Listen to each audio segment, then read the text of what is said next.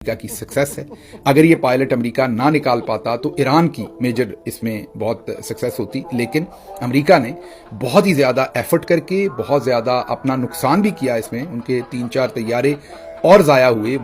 आपको ये तो सबको पता ही है कि ये F-15 जेट था जो गिरा था, और इसके अंदर गालिबन दो,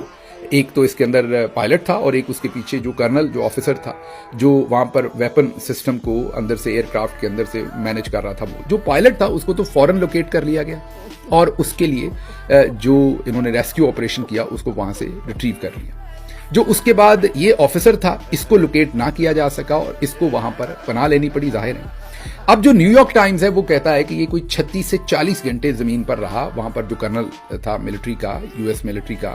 जो वेपन सिस्टम ऑफिसर था, जो जहाज के पिछले हिस्से में बैठ के, मीन पायलट से पीछे बैठ के जो वेपन्स और सिस्टम्स को मैनेज कर रहा था, वो जाहिर है वो भी पैराशूट से नीचे गया। तो अब इनकी ट्रेनिंग ये है कि जहां पैराशूट लैंड होती है तो सबसे पहले तो पैराशूट को ठिकाने लगाना होता है, इस तरीके से लगाना होता है कि वो नजर ना आए।